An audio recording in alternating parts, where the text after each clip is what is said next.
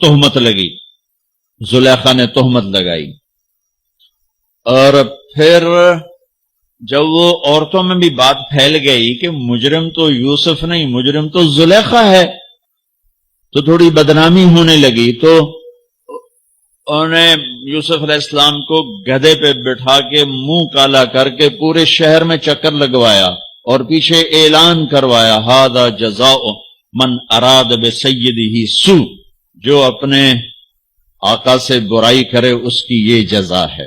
یہ بازار میں نبی ابن نبی ابن نبی ابن نبی گدھے پر پھرایا جا رہا ہو، پھر جیل 309 سال۔ کہتے ہیں کہ ایک مولوی صاحب تقریر فرما رہے تھے، انہوں نے کہا کہ حضرت یوسف علیہ السلام کو جیل میں ڈالنے سے پہلے نعوذ باللہ ان کا منہ کالا کیا گیا، گدھے پہ بٹھایا گیا، شہر کے چکر لگوائے گئے، نعوذ باللہ ثم نعوذ باللہ، لا حول ولا قوت الا باللہ العلی العظیم۔ انا للہ و انا، اللہ پاک اپنے انبیاء کو اتنا ذلیل اور رسوا نہیں کرتے۔ انا لننصر رسلنا والذین آمنوا فی الحیات الدنیا ویوم یقوم الاشہاد۔ اللہ فرماتے ہیں ہم اپنے رسولوں کی مدد کرتے ہیں۔ یوسف علیہ السلام کا جیل جانا جو ہے، یاد رکھو، یہ کوئی بطور سزا تو تھا ہی نہیں۔ تمہیں کیوں گدھا پہ بھی بیٹھنا پڑ گیا؟ اس مولوی کو کسی نے بٹھایا ہوگا گدھا پہ، اس نے اپنا غصہ یوسف علیہ السلام پہ نکال دیا۔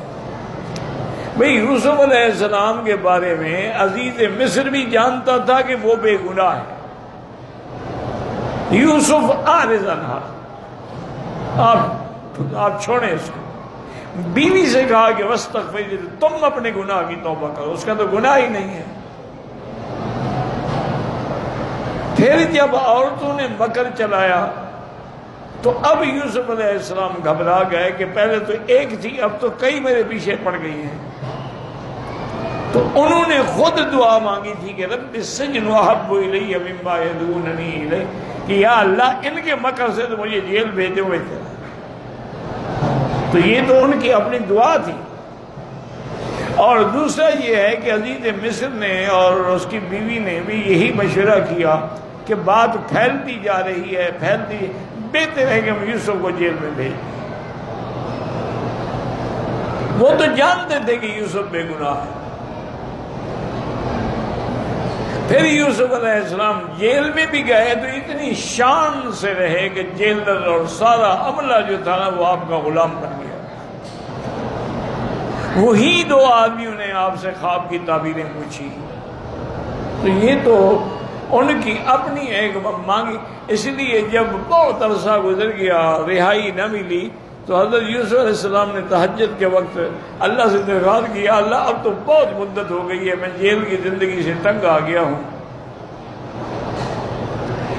اللہ نے جبریل بھیجا کہ موسیٰ علیہ السلام سے کہہ دو کہ جیل تو تم نے مانگی تھی کہ ان کے مکر سے بچاؤ، مجھے جیل جانا پسند ہے، اس کہہ دیتے ان کے مکر سے بھی بچاؤ، جیل سے بھی بچاؤ، ان دونوں سے بچا دیتے۔ اس لیے ایسی باتیں کرنا جو پیغمبر کے شان کے خلاف ہوں، آدمی کافر ہو جاتا۔